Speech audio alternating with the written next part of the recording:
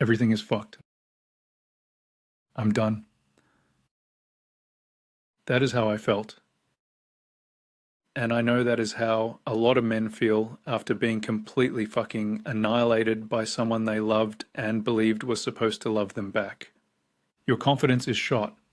Your home life may have changed. Your finances may have taken a hit. Friends may have disappeared. Your relationship with your kids may be different. Your reputation may have been damaged. You may be sitting there wondering what the fuck is even left. I am not going to minimize that. That part needs to be felt. It needs to be processed, but it does not get to become the end of you, because underneath all of that damage, one fact still matters. You are still here. And eventually recovery has to stop being only about understanding what happened. It has to become about deciding what comes next. This episode is about that, not her. Not analyzing the narcissist for another hour. You, the bloke who is left standing after it, and how you build from here. Stop measuring yourself through her version of you. After enough gaslighting, blame shifting, projection, and conflict, you can start carrying labels that were handed to you by somebody else. Angry, controlling, selfish, unstable, cold, impossible to love, useless, too much, not enough. And after hearing the same shit often enough, something strange happens. You stop asking whether those labels are true. You start organizing your identity around them. That is one of the first things you need to undo. Ask yourself a simple question.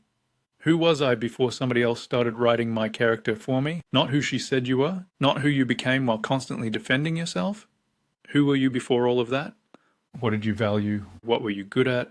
How did your mates describe you? What kind of father were you? What did you enjoy? What did you believe about yourself before every disagreement became evidence that something was wrong with you? Recovery means separating what belongs to you from what was handed to you. Some criticism may contain something useful, fine. Take what is true, work on it, but you do not have to carry an entire identity built inside somebody else's version of events. That is not self-awareness, that is surrendering authorship. Your identity belongs back in your hands. Walk out of the fucking courtroom. This one kept me trapped for longer than I realized. A lot of men leave these relationships physically, but remain psychologically attached because they are still arguing their case. I was not abusive. I was not crazy. I did love her. I did try. That is not what happened. You misunderstood me. You twisted what I said. You know what I meant. It becomes an imaginary courtroom running in your head. You are presenting evidence to somebody who has already decided the verdict. And the problem is, every time you mentally rehearse the defense, you are still giving them authority, still trying to win approval from the same person whose judgment damaged you in the first place. At some point you have to realize this. You can spend the next 10 years appealing a verdict handed down by someone who was never an impartial judge, or you can walk out of the fucking courtroom. That does not mean your side does not matter. It means you stop needing the person who hurt you to validate it. You know what you did. You know where you failed. You know where you tried. You know where you crossed the line and where you did not. Own your mistakes. Learn from them. But stop standing in front of an imaginary jury begging to be found innocent. That is not freedom. Freedom is when you no longer need their verdict. Your anger is information, not your identity. A lot of men get frightened by their anger after a relationship like this, or they get ashamed of it. You may be furious about what happened, furious about what you lost, furious about what was said about you, furious because you tolerated things you now wish you had walked away from sooner. That anger is not automatically a problem. Sometimes anger is information. It tells you something mattered, something was violated, a boundary was crossed, something you valued was treated like it meant nothing. Listen to that information, but do not build a house there, because eventually the goal is not to remain angry enough to prove you were hurt. The goal is to become so invested in your own life that she stops occupying the best real estate in your head. That is a different kind of power. You are no longer waking up thinking about what she did. You are waking up thinking about what you are building. Rebuild competence.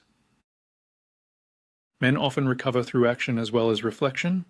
There is something powerful about becoming useful to yourself again. Fix something, train, learn a new skill, get your house back in order.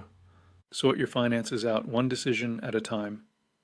Go back to the hobby you abandoned. Spend time with decent mates, be present with your kids. Build something, study something. Get physically stronger if that matters to you. Become bloody good at something again. Not because productivity fixes trauma, it does not. But competence rebuilds trust. Every time you complete something you said you would do, your nervous system receives a small message. I can trust myself to handle my life. That matters after a relationship where you may have been taught to question every decision. Start small. Do not try to rebuild your entire life in one weekend, one job, one promise to yourself, one completed task, then another. Confidence rarely comes back because you tell yourself you are confident. Confidence comes back because you repeatedly prove to yourself that you can act. Get your masculinity back without becoming hard. This is important. Some men come out of these relationships believing vulnerability was the mistake. I opened up, it got used against me. I trusted somebody, I got hurt.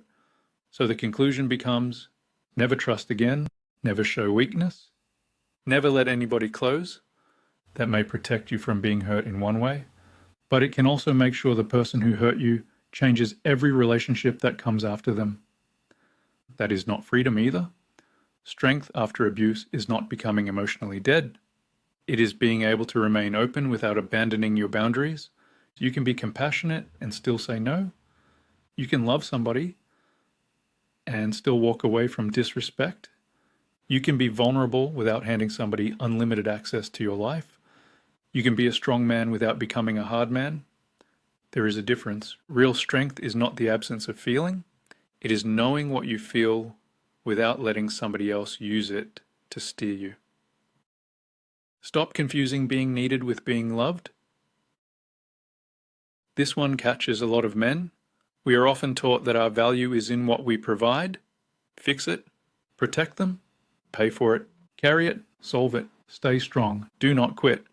And sometimes that can turn into a dangerous identity inside a toxic relationship. You become the rescuer, the provider, the fixer, the bloke who keeps everything together. And because somebody constantly needs you, you mistake that need for love. But being needed is not the same as being valued. Being useful is not the same as being respected. And destroying yourself to keep somebody else functional does not make you a better man. It makes you exhausted. There is nothing noble about sacrificing your entire identity to prove you love somebody. A healthy relationship should not require you to disappear. You can support somebody, you can care deeply, you can help, but you do not have to set yourself on fire to demonstrate loyalty. You do not have to destroy yourself to prove you are a good man. Your standards belong to you now. One of the biggest changes in recovery is understanding that you no longer require permission to decide what belongs in your life. You do not need a diagnosis for somebody. You do not need to prove they are a narcissist. You do not need 20 witnesses. You do not need enough evidence to satisfy 12 imaginary jurors. Sometimes this is enough. I do not want this in my life. That is a complete sentence. Disrespect does not need to reach catastrophic levels before you are allowed to respond. Repeated dishonesty does not have to become a court case. A relationship does not have to become completely unbearable before you are allowed to leave it. Your standards belong to you. What you accept belongs to you. Who gets access to you belongs to you. That does not make you controlling. Control is deciding what another person must do. A boundary is deciding what you will do. That distinction will save you a lot of confusion. Build the man after the relationship. A lot of recovery advice tells you to get back to who you were before. I do not entirely agree with that, because some parts of the old version of you probably should not come back. The bloke who ignored his gut because he did not want conflict. The bloke who over-explained himself for hours. The bloke who believed being understanding meant having no limit. The bloke who thought love meant endless forgiveness. The bloke who kept handing out chances after the evidence had already arrived. You do not need to hate that man. He was doing the best he could with what he understood at the time.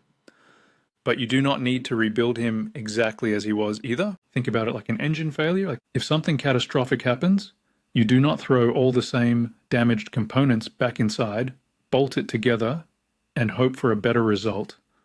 You inspect it, you work out what failed, you retain what was good, you replace what was weak, you improve what needs improving, then you build again.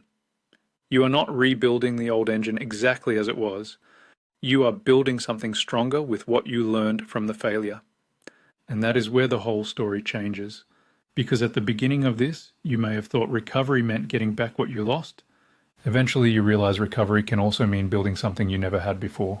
Better boundaries, better judgment, better friendships, better self-respect, a stronger relationship with your kids, more control over your money, more respect for your time, more confidence saying no, more trust in your gut, more willingness to walk away when something repeatedly feels wrong.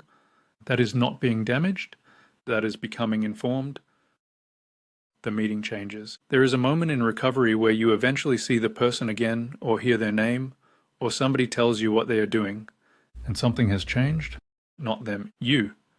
The old version of you might have been watching every facial expression, trying to read the room, wondering what they thought of you, wanting them to notice you were doing better, wanting them to regret what happened, wanting some acknowledgement. Then one day you realize you are not doing any of that. You are just standing there. You know who you are. You know what happened. You know what you learned. You do not need to convince them. You do not need to impress them. You do not need to punish them. You do not need anything from them. That moment is quiet. But fuck, it is powerful. Because you realize they no longer have the same ability to define the room. You are not standing there as their ex. You are standing there as yourself. That is the point. What comes next? Maybe right now you do not feel powerful. Maybe you feel fucking exhausted. Maybe you lost money, friends, a house, a relationship. Maybe your reputation took a hit. Maybe there are people who believe a version of you that you barely recognize. You cannot control every one of those things, but you still control something important. You decide what happens next. You decide what kind of father you become, what kind of mate you become, what kind of man looks back at you from the mirror. You decide whether the rest of your life becomes an extension of what happened to you, or whether what happened becomes one brutal chapter in a much bigger fucking story. Recovery is not the day you stop thinking about her completely. It is not the day she apologizes. It is not the day everybody finally understands your side. Recovery is the point where you realize you do not need any of those things to move forward. You start doing things because you want to. You start making decisions without checking how somebody else will react. You start trusting your judgment again. You reconnect with people. You laugh, you build, you fix things. You become present again. And eventually something strange happens. The silence that once felt like rejection starts feeling like peace. The freedom that once felt frightening starts feeling normal. And the bloke who spent so long surviving somebody else's emotional weather starts building his own life again. That is your power. Not controlling another person, not revenge, not winning the argument. Self-respect, direction, choice. Someone may have damaged your confidence. They may have confused your reality. They may have convinced you for a while that you were somebody you were not, but they do not get the final fucking say. You do, so feel what happened. Process it properly. Learn from it. Then convert it into something. Better boundaries, better judgment, better standards, a better relationship with yourself. Do not spend the rest of your life staring at the wreck, trying to understand every broken component. Take what you learned, take what survived, build again. And this time, mate, build a life that does not require you to disappear in order for somebody else to stay. Until next time, look after yourself.